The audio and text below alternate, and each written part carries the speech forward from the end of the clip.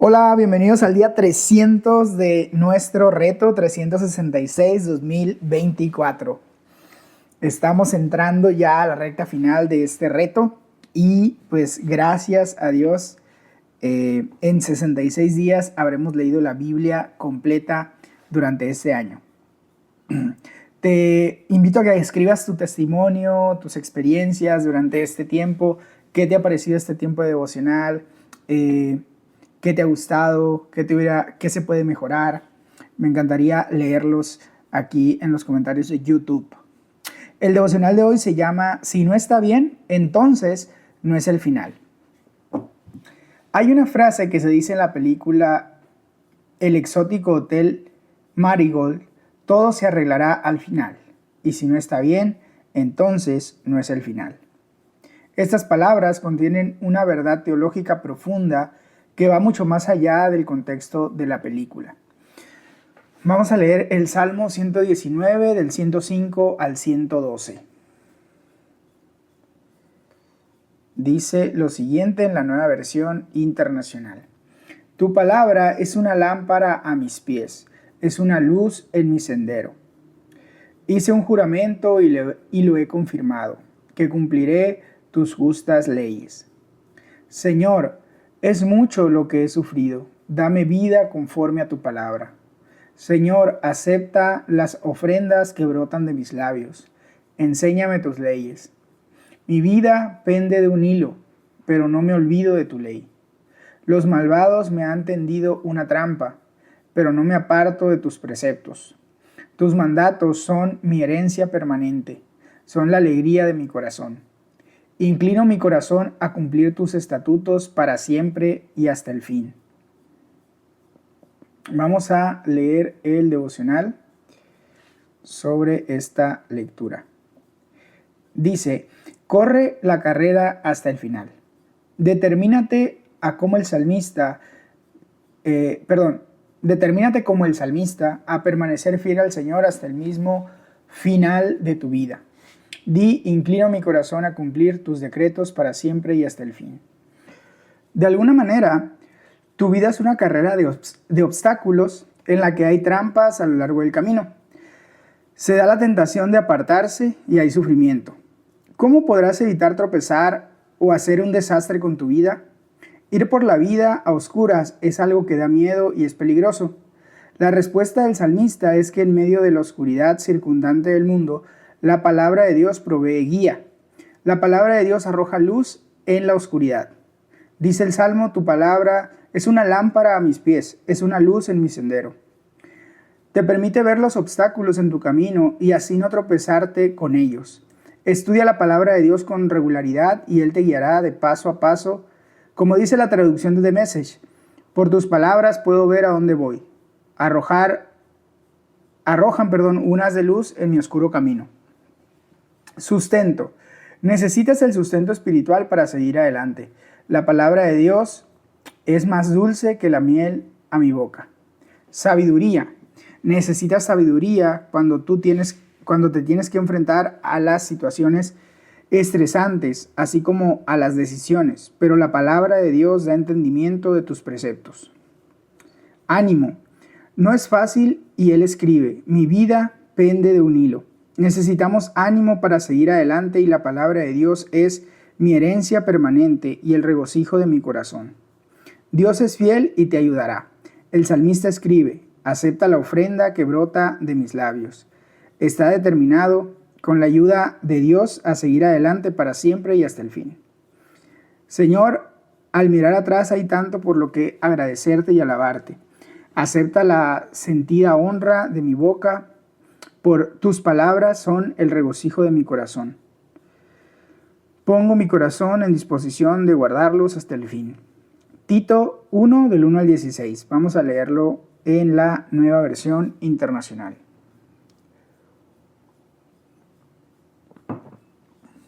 Pablo, siervo de Dios y apóstol de Jesucristo, llamado para que, mediante la fe, los elegidos de Dios lleguen a conocer la verdad que conduce a la devoción. Nuestra esperanza es la vida eterna, la cual Dios, que no miente, ya había prometido antes del comienzo del tiempo. Ahora, a su debido tiempo, Él ha cumplido esta promesa mediante la predicación que se me ha confiado por orden de Dios nuestro Salvador. A Tito, mi verdadero hijo en esta fe que compartimos. Que Dios el Padre y Cristo Jesús nuestro Salvador te concedan gracia y paz. Te dejé en Creta para que pusieras en orden lo que quedaba por hacer y en cada pueblo nombraras líderes de la iglesia de acuerdo con las instrucciones que te di. El líder debe ser irreprensible, esposo de una sola mujer, sus hijos deben ser creyentes, libres de sospecha de libertinaje o de desobediencia. El obispo tiene a su cargo la obra de Dios y por lo tanto debe ser irreprensible. No arrogante, ni iracundo, ni borracho, ni violento, ni codicioso de ganancias mal habidas. Al contrario, debe ser hospitalario, amigo del bien, sensato, justo, santo y disciplinado. Debe apegarse a la palabra fiel según la enseñanza que recibió, de modo que también pueda exhortar a otros con la sana doctrina y refutar a los que se opongan. Y es que hay muchos rebeldes, charlatanes y engañadores, especialmente los partidarios de la circuncisión. A esos hay que taparles la boca, ya que están arruinando familias enteras al enseñar lo que no se debe, y lo hacen para obtener ganancias mal habidas. Fue precisamente uno de los propios profetas el que dijo: los cretenses son siempre mentirosos, malas bestias, glotones, perezosos. Y es la verdad. Por eso, repréndelos con severidad a fin de que sean sanos en la fe y no hagan caso de mitos judíos ni de lo que exigen esos que rechazan la verdad. Para los puros todo es puro, pero para los corruptos e incrédulos no hay nada puro. Al contrario, tienen corrompidas la mente y la conciencia. Profesan conocer a Dios, pero con sus acciones lo niegan. Son abominables, desobedientes e incapaces de hacer algo bueno. Vamos a volver al devocional en la sección de Tito. Pasa el relevo a la siguiente generación. De alguna manera, el liderazgo es como una carrera de relevos. La sucesión es clave. Pasa el relevo a la siguiente generación porque tu parte de la carrera no es el final. La vida del apóstol Pablo cambió cuando conoció a Jesús en el camino de Damasco. En aquel momento se dio cuenta de que Dios había resucitado a Jesús de entre los muertos y por lo tanto la muerte, el final de esta vida, no es el final. Se ve a sí mismo como un agente de Cristo para promover la fe. Jesús te ha enviado a proclamar el mensaje, a difundir la palabra exacta de Dios y cómo responder a ella. Un día Jesús regresará y eso será el fin del mundo como lo conocemos. Pero ni siquiera eso será el final. El objetivo de Pablo es suscitar esperanza apuntando hacia el camino para la vida sin fin. Esta sorprendente buena noticia es el mensaje que inspiró y condujo el ministerio de Pablo. Ese es el fundamento de tu fe. Esa es la verdad. Puedes tener la confianza total en tu futuro por esta esperanza de vida eterna. Es una esperanza que fue prometida por Dios desde el principio de los tiempos, de la cual puedes estar seguro porque Dios no rompe sus promesas. Ese es el mensaje que a Pablo se le ha confiado por orden de Dios nuestro Salvador. Al final tienes la esperanza segura de la vida eterna. Mientras tanto, tu tarea está por hacer. Pablo da instrucciones a Tito, a quien como a Timoteo parece que el apóstol lo llevó a Cristo. Pablo está llegando al final de su parte de la carrera. Está pasando el relevo a Tito para que pusiera en orden lo que quedaba por hacer. A la vez está urgiendo a Tito a pasar el testigo a otros, eligiendo líderes en cada ciudad. La clave para la sucesión es encontrar los líderes adecuados. Pablo da una lista similar de cualificaciones a la que ya vimos que se dio a Timoteo. Él pone en contraste estos líderes piadosos y de gran calibre con aquellos que profesan conocer a Dios, pero con sus acciones lo niegan. Estas personas, bajo la apariencia de ser líderes religiosos, arruinan casas enteras. Lo hacen buscando su ganancia deshonesta y no están convencidos de su pecado. No entienden que lo que hacen es malo. La tarea de un buen líder de iglesia no es solamente exhortar a otros con la sana doctrina, sino también refutar a los que se opongan. Esto no debería ser excusa para criticar y juzgar a otros cristianos o iglesias que sean ligeramente diferentes de nosotros. Más bien, los versículos 10 al 16 nos muestran diferentes tipos de comportamiento que los líderes de iglesia están llamados a refutar. Por ejemplo, aquellos que están arruinando familias enteras al enseñar lo que no se debe y lo hacen para obtener ganancias malavidas. El propósito último de este liderazgo tan fuerte es proteger al pueblo de Dios de ser desviado de su curso. La visión de Pablo de la vida eterna tendría que estar aquí, en nuestra mente, pues nos muestra por qué es tan importante permanecer santos en la fe. La esperanza de la vida eterna es nuestra meta, mensaje y motivación. Oramos, Señor, gracias porque esta vida no es el final como resultado de todo lo que Jesús ha hecho por nosotros en la cruz y por medio de la resurrección. Ayúdame a liderar bien y pasar el relevo a los buenos líderes para el futuro. Jeremías 52. Vamos a leer el capítulo 52 del profeta Jeremías.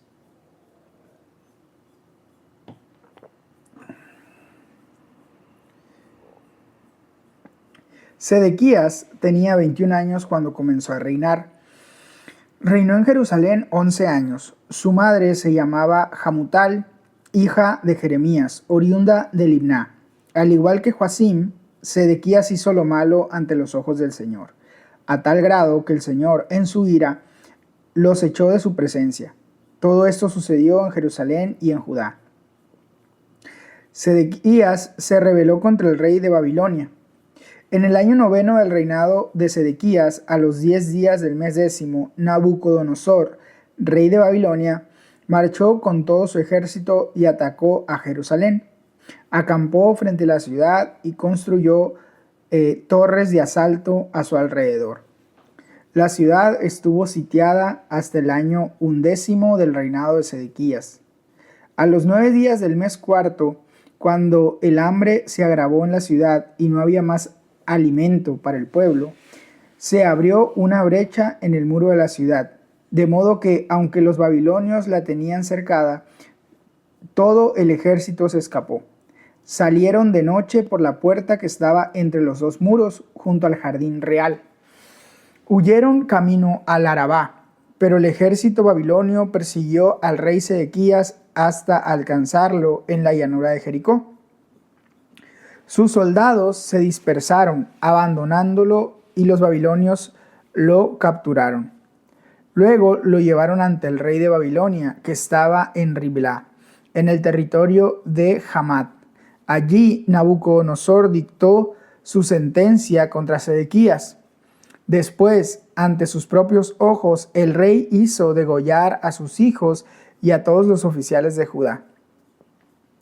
Luego mandó que a Sedequías le sacaran los ojos y le pusieran cadenas de bronce para llevarlo a Babilonia, donde permaneció preso hasta el día en que murió.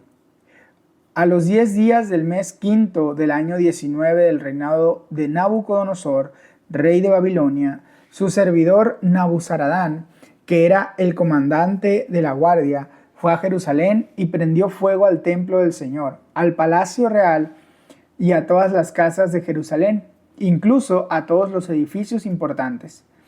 Entonces todo el ejército de los babilonios bajo su mando, derribó todas las murallas que rodeaban la ciudad. Además, Nabuzaradán, comandante de la guardia, reportó a la gente que quedaba en la ciudad, es decir, algunos de los más pobres, al resto de los artesanos y a los que se habían aliado con el rey de Babilonia. Sin embargo, dejó a algunos de los más pobres para que se encargaran de los viñedos y de los campos. Los babilonios quebraron las columnas de bronce, las bases y la frente de bronce que estaban en el templo del Señor, y se llevaron todo el bronce a Babilonia. También se llevaron las ollas, las tenazas, los cortapábilos, los tazones, la vajilla y todos los utensilios de bronce que se usaban para el culto. Además, el comandante de la guardia tomó las vasijas, los incensarios, los tazones, las ollas, los candelabros, los platos y fuentes para las ofrendas líquidas, todo lo cual era de oro y de plata. El bronce de las 2 columnas de la fuente, de los 12 toros de bronce que estaban debajo de la fuente y de las bases que el rey Salomón había hecho para el templo del Señor, era tanto que no se podía pesar. Cada columna medía 18 codos de alto por 12 codos de circunferencia y era hueca por dentro. El capitel de bronce que estaba encima de cada columna medía 5 codos de altura y estaba decorado alrededor con una red y con granadas de bronce. Las 2 columnas tenían el mismo adorno. De cada columna pendían 96 granadas y las granadas que estaban alrededor de la red eran 100 en total.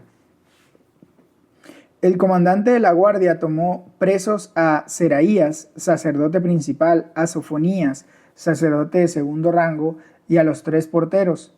De los que quedaban en la ciudad, apresó al oficial encargado de las tropas, a 7 de los servidores personales del rey, al cronista principal del ejército, encargado de reclutar soldados de entre el pueblo, y a 60 ciudadanos que todavía estaban dentro de la ciudad. Después de apresarlos, Nabuzaradán, comandante de la guardia, se los llevó al rey de Babilonia, que estaba en Riblá. Allí, en el territorio de Hamat, el rey los hizo ejecutar. Así Judá fue desterrado y llevado cautivo. Este es el número de personas desterradas por Nabucodonosor. En el año 7 de su reinado, 3023 judíos. En el año 18 de su reinado, 832 personas de Jerusalén. En el año 23 de su reinado, Nabuzaradán, el comandante de la Guardia Real, desterró a 745 judíos. En total fueron desterradas 4.600 personas. En el día 27 del mes duodécimo del año 37 del exilio de Joaquín, rey de Judá, Evil Merodac, rey de Babilonia, en el año 1 de su reinado, indultó a Joaquín y lo sacó de la cárcel. Lo trató amablemente y le dio una posición más alta que la de los otros reyes que estaban con él en Babilonia. Joaquín dejó su ropa de prisionero y por el resto de su vida comió a la mesa del rey. Además, durante toda su vida y hasta el día de su muerte, Joaquín gozó de una pensión diaria que le proveía el rey de Babilonia. Vamos a volver al comentario. Dice lo siguiente en la sección de Jeremías: nunca pierdas la esperanza. A veces las circunstancias de nuestra vida pueden parecer muy desalentadoras. Todo lo que has hecho mal, la oscuridad que cae sobre ti, y aún así Dios nunca nos deja sin un rayo de esperanza. Jeremías tuvo la poca envidiable tarea de proclamar el juicio. Su nombre ha pasado al diccionario de la RAE con ese significado: persona que continuamente se está lamentando. Y aún así, hasta el libro de Jeremías acaba con un rayo de esperanza. La palabra de Jeremías se cumple con la caída de Jerusalén.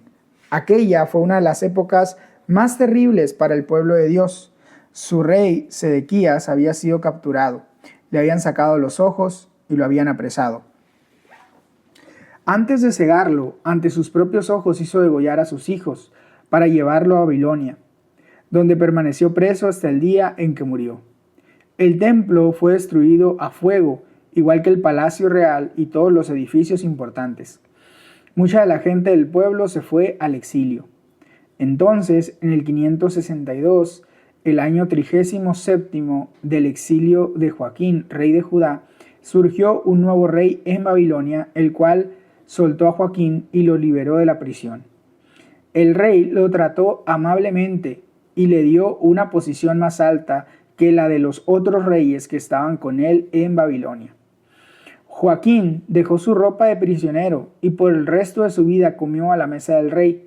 Además, durante toda su vida y hasta el día de su muerte, Joaquín gozó de una pensión diaria que le proveía el rey de Babilonia. Ese es el ligero rayo de esperanza con que él termina con el cual termina Jeremías. No todo está acabado para el pueblo de Dios. Esta restauración había sido profetizada por Jeremías en el capítulo 24, junto con la profecía de que los exiliados regresarían a la tierra un día. Con este primer signo de restauración, el libro llega al final con una nota de esperanza. Esto es un anticipo del retorno del exilio, el cual se daría en el 537 a.C. En sí mismo, aquello era solo una prefiguración de la restauración y la renovación que llegaría mediante el reino de Dios, con la llegada de Jesús y el derramamiento del Espíritu Santo. Incluso en Jeremías al final, no fue el fin. El pueblo de Dios sobrevivió y retornaría a la tierra para reconstruir el templo y restaurar la ciudad. Pero es también una imagen de algo mucho más grande. Jesús proclamó el final del exilio. En él tenemos un nuevo templo y una nueva Jerusalén. Dios resucitó a Jesús de entre los muertos. Ahora tienes una nueva esperanza que va más allá de la tumba. Oramos, Padre, gracias por la esperanza del regreso de Jesús y la vida eterna. Gracias por la esperanza de una nueva tierra y unos cielos nuevos. Gracias porque el final no es el fin. Pipa añade sobre el Salmo 119-105. Tu palabra es una lámpara a mis pies, es una luz en mi sendero. Dice Pipa, necesito leer la Biblia más, entonces quizás sabré hacia dónde voy. Hasta aquí llega el devocional de hoy, día 300. Recuerda que estamos ya en la recta final de nuestro reto de este año, así que te animo a no perdértelo, a seguir disfrutando este tiempo, seguir aprovechando estos devocionales para orar, para meditar en la palabra y también para compartirlo con alguien que creas que le será de bendición. Que tengas excelente día, que Dios te bendiga. Hasta mañana.